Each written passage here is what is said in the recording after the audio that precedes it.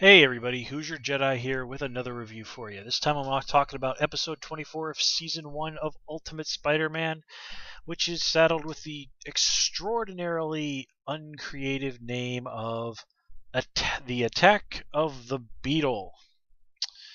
Well, despite the rather lackluster title, this is actually a pretty solid episode. I wouldn't say it's going to be among the very best of the season, but it's certainly above average. I'll give it that. But anyway, the main thrust of this episode is really giving us a chance to see Peter and Coulson as a team. And this isn't something we really haven't seen very much of. Coulson has, in the more recent episodes, sort of stepped up a little bit. He's been floating around in the background for a lot of the season, but now he's sort of started to come back into the spotlight a little bit more. And of course, here he's basically co-starring in this episode with Spider-Man. And honestly, I think this was something his character desperately needed, because, and this has been one of my major gripes with the show, for whenever, for the most part, whenever we've seen Coulson in the past, most of this season, he's been portrayed in a really goofy way, almost a caricature of the character that we have seen in the movies. I mean, look at the way it was last episode. Now, with him just being a humongous geek over Captain America. Now, granted, this is in keeping with what we saw in the Avengers. It's just exaggerated to a great degree, and that's all right to a limit, because the Ultimate Spider-Man universe is a more humorous and exaggerated version of the Marvel universe. It's not super crazy exaggerated for the most part. That aspect of it is all entirely in Spidey's head, but well, you get what I'm driving at. But anyway, the thrust of the thing that I'm trying to get at here is basically that Coulson here on the show, for the most part, has really been played for humor. He's been treated as a joke. Too much, in my opinion. And this episode, here we finally get to see him presented as a formidable character, someone who ultimately does gain Peter's respect. I mean, Peter even admits that Coulson is kind of cool. And frankly, this is something that needed to happen. If Peter doesn't respect Coulson, then what in the world is he even there for? I mean, yes, okay, he kind of keeps an eye on the characters, but Peter is the leader of the Amazing Friends, and Coulson is there essentially to help be their liaison to Nick Fury and S.H.I.E.L.D. So if Peter doesn't really respect Coulson, then Coulson really can't do his job as effectively as he should. Not that that really doesn't stop the Amazing Friends and Peter from doing all kinds of mind-bogglingly stupid things right under his nose at the school, but, hey, that's what fictional teenagers do when it comes to adults, right? I'm probably putting way, way, way too much thought into this again, aren't I? Well, that's what I'm here for, folks. Anyway, the Beetle this episode really, like last time around, was really just Deus Ex Machina. He was there to be a threat. He has no real personality. And granted, he's portrayed as being extremely capable, very serious threat. Alright, all well and good. But, first of all, I'm a little annoyed by the fact that they continually refer to him simply as Beetle. Now, as this episode established, he's been taken down before by Coulson, and as we saw previously, by the Amazing Friends. So, seriously, you would have to think that during those times, they would have taken the guy out of his armor and learned and probably found out who his real identity was. I mean, that's kind of what S.H.I.E.L.D. does, right? And it would just seem to me to make sense that if that had happened, that Coulson probably would have referred to him by his real name, which in all likelihood is probably Abner Jenkins. He's the original Beetle, if you're not familiar with the comics. And if you are familiar with the comics, of course, you probably know that he ultimately ended up becoming Mach 1 in the Thunderbolts. That was the Thunderbolts, man. That was some really badass stuff back in the day. Probably easily the best book to come out of that whole Heroes Reborn fiasco. But we're not gonna get too deep into that. We don't want to deluge the folks coming in just from the TV show with too much comic trivia. So let's move on. I did get a big kick out of that Worlds Collide with the planet Aunt May and planet Coulson come crashing together with Peter in the middle. It actually reminded me a lot of what we saw with the Marvel DC crossover miniseries from the late 90s, probably like 1996, I think it was, somewhere around in there, 95. And there was this really fantastic scene of the Spectre trying to keep the Marvel Earth and the DC Earth separated. And again, I'm just going to leave it at that. If you're into the comics, you probably know what I'm talking about. If not, sorry for going a little too far out there on the old fanboy limb. But anyway, let's continue talking about this episode. And if you see me looking down here again, I'm just looking at my notes. Okay, now one thing, if you've been watching my videos that you've doubtlessly heard me mention a few times, is that I'm a teacher. I teach English here in South Korea, and I'm actually a certified substitute teacher back in America. And working towards becoming an actual teacher in America, just for the record. But anyway, part of my substitute teacher's training did involve some, basically, us getting talked to about the actual ethics of our job. And not to, I'm not going to get into a big long thing here, but basically one of the things they told us is, yeah, no dating the parents. And that is actually a pretty understandable rule. Just because there's all kinds of trouble that both a teacher and students and a school district could get into if parents and teachers start dating. And Coulson is in, of course, blatant violation of these laws with going out with Aunt May. So technically, if he was a real school official, Coulson could lose his job for doing that. But you know what? This is one of those rules of real world rules that just simply doesn't apply on TV. And again, to be completely fair, the rules might be different in New York State, which is not where I'm licensed. So, but I really don't think it is. I really think we just should take this as this is TV reality, not the real world in which we live. And you know what? That's fine. That's a rule that probably most people outside of the educational system probably wouldn't be aware of.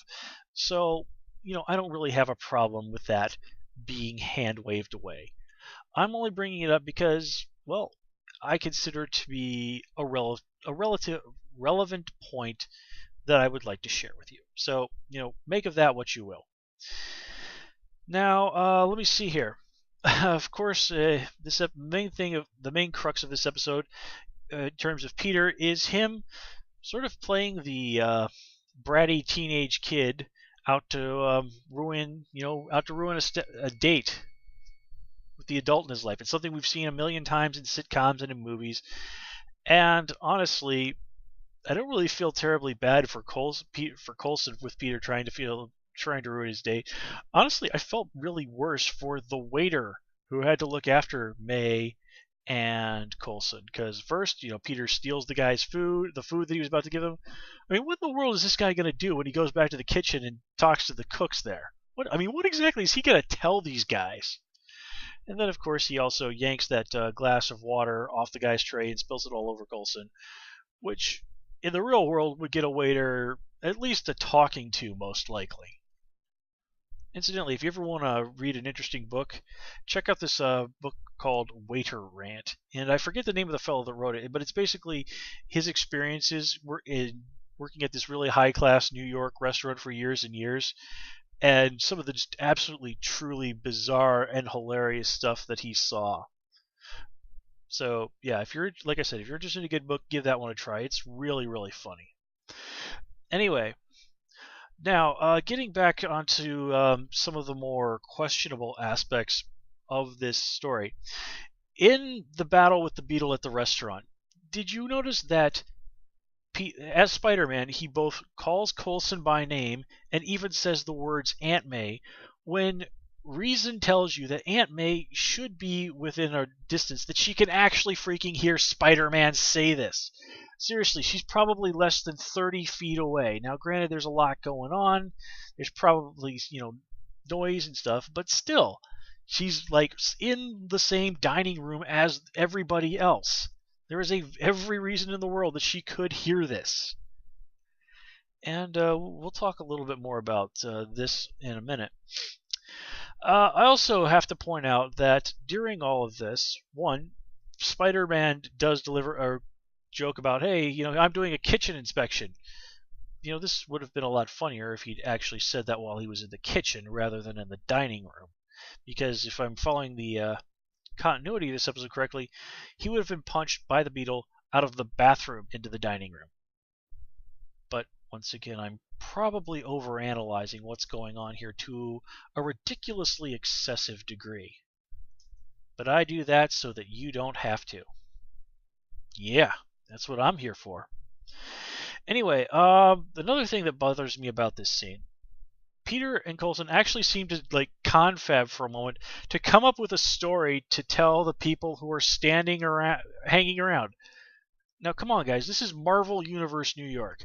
People there are used to the idea if people in costumes start duking it out, you need to get the hell out of there.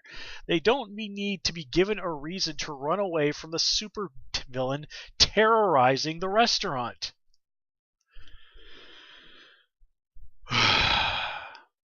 Sometimes the writing on this show, I tell you.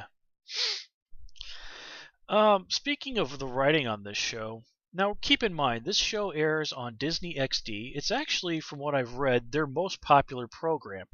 So while older folks like myself might watch, and despite all the complaining I do about the show, enjoy it, at the end of the day, this show is targeted at kids. This is very much aimed at that, late elementary school, probably early junior high school crowd. I always picture this as being a show aimed at kids who are around 11 years old. So that being the case, I have to wonder exactly how much are these kids going to get references to Leave It to Beaver and 50 sitcoms in general. Now, granted, Leave It to Beaver is, at this point, an iconic part of American popular culture. But again, exactly how familiar are kids who were born in 2000, 2001 going to be familiar with anything from the 50s? Like I said, folks, in these previews, I work with kids, and one thing I've learned in working with kids both here and in America is if you want to feel old, spend time around kids. And if you're old enough to understand what I'm talking about, then no more needs to be said. And if you don't quite get what I'm talking about, give it some years and you will. Let's just leave it at that. Now, anyway, moving on. One thing that I did get an enormous kick out of was the location of the final battle at the end of this episode. Agent Coulson specifically refers to this as the USS Excelsior. Now, of course, Excelsior is the famous catchphrase of Spider-Man's co-creator, along with Steve Ditko, Stan Lee, the living spokesman for Marvel, and basically one of the greatest living creators of superheroes. And this is a place, of course, based on the USS Intrepid Museum in New York City. It really is an old aircraft carrier that they docked in New York City and turned into a museum.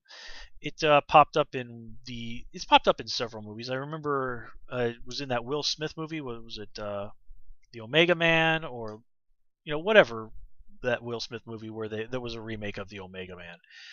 It honestly looked like a terrible movie, so I never really bothered to see it. But I do remember that scene from the previews where he was obviously playing golf on the deck of the USS Intrepid, which in post-apocalyptic New York, you know what? That's actually a pretty badass thing to do. But anyway, I did get a big kick out of that as the chosen battlefield. It's very cool. It's very dramatic. It's very in keeping with what we see in the comics, where superheroes love to battle it out in front of famous locations and monuments. And it was just a really good fight in general. We really did get to see Coulson, guy with no superpowers, stand against somebody like the Beetle and really prove that he had what it takes to do that. He really stopped seeming like a cartoonish, ironic, clownish character right there, and really earned a new level of respect from me and from Spider-Man. So again, this really is an episode that is vital to Coulson as a character. Now, what's really intriguing about that particular scene is that we start to get the first hints that maybe there's more to Aunt May than what we're seeing. It seems very suspicious that Aunt May knows how to fire up the afterburners on a jet, and her saying, "Oh, it must have just been a lucky accident." Well, that didn't ring true at all. I mean, if anything, it seems to indicate that Aunt May is not a very good liar. Now, I'm going to completely skip the fact that if somebody actually did get hit with the afterburner of a jet, wearing armor or not, they would probably be cooked. It certainly wouldn't just blow their clothes off. But that said, I kind of like the idea that if this is what it seems to me to be, that there's more to Aunt May than just being some old lady. Now, of course, one of the things that Ultimate Spider-Man in the comics did was really give Aunt May a new energy, a new vitality, made her a much more, frankly, just a much more interesting character as a whole, rather than just being some frail old lady who seems to have a heart attack every time she worries a little bit about Peter. But here, they're also possibly implying that there's way, way more to Aunt May than we may have ever even imagined. Now, what that could be, I don't think that we really have enough to go on, but there are two things that have crossed my mind in regards to this. One, this is a Man of Action show. And of course, the show that Man of Action is best known for is Ben 10. And if you're familiar with that show, then you know exactly what the big revelation about what was going on with Grandpa Max was at the end of season 1 of Ben 10. Just something to keep in mind. And another thing to keep in mind, and I've mentioned this before in my previous videos, is that it's established in the comics that Peter's parents were actually S.H.I.E.L.D. agents who were killed on a S.H.I.E.L.D. mission. So, is that relevant to what's going on here? I don't know. But it's something that crossed my mind and something I wanted to share with you. So make of that what you will. And with that, folks, I'm going to wrap this up. All in all, this was a pretty darn good episode of the show. And I think we're really building towards some cool stuff coming in the season finale, which, if I remember correctly, we got 2 more episodes. So I'm thinking these next 2 episodes, we're going to see some really great stuff. Anyway, folks, as always, please comment, rate, and subscribe. And you can, of course, follow me on Twitter at HoosierJedi. And until next time, take care and have a good one.